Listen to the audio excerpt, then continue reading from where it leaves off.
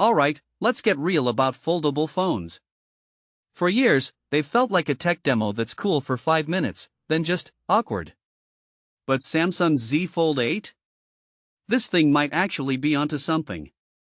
I've been testing it nonstop for a week, and honestly, it's flipping my entire view of what a smartphone can be. Let me explain why this isn't just another gimmick, it's a window into the future of mobile entertainment.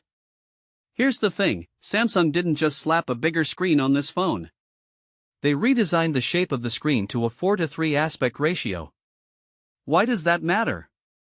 Because if you've ever watched a movie on a tablet and thought, why are there black bars everywhere? You're not alone. Older Z Folds had a display that was almost square, which made watching 16:9 shows feel like squinting at a postage stamp. But this 4:3 ratio? It's like Samsung finally got it. The content fills the screen. When I streamed Superman on HBO Max, the difference hit me instantly. This isn't just a phone, it's a pocket-sized cinema that doesn't make you compromise on immersion. But here's what fascinates me most, the tech behind the screen. Samsung added a titanium layer to stiffen the display and reduce that annoying crease that used to catch the light. From my perspective, this isn't just a minor upgrade, it's a statement. They're admitting foldables can't just be flexible, they have to feel premium, solid, and almost unbreakable. And let me tell you, after a week of jamming this thing into my jeans pocket, the crease is barely noticeable. That's the kind of detail that makes me think, okay, this could actually work long term. Now, let's talk sound. Samsung throws in Dolby Atmos, which you can toggle on with a tap. Is it a full surround sound system? No. But paired with the massive screen, it creates this me-time bubble. I've been using the Z Fold 8 as my travel companion on trains and flights, and when you've got Atmos cranked and that screen blowing, the world just fades away. What's wild is how the cover screen doubles as a tiny music player.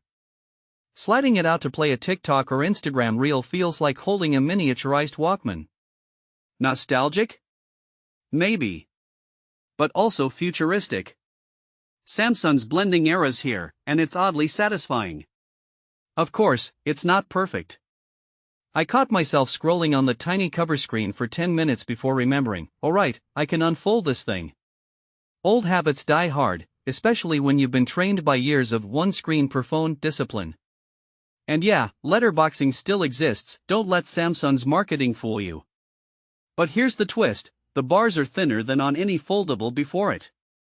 And when I watched a 4:3 Simpsons episode on Disney+, the screen disappeared. No black bars, just pure nostalgia.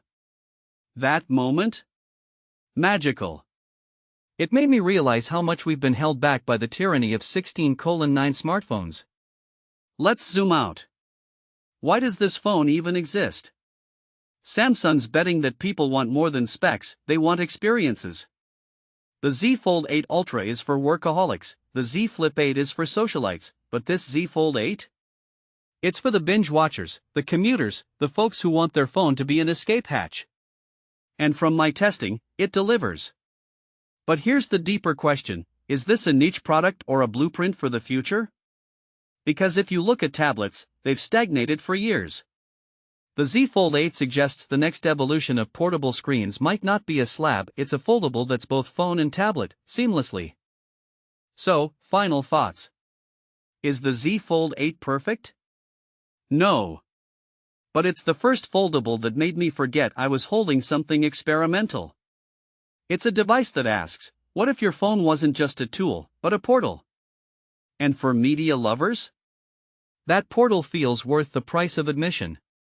Now I'm curious, would you trade a regular phone for this? Or does the idea of a foldable still feel like too much hassle? Drop your take below.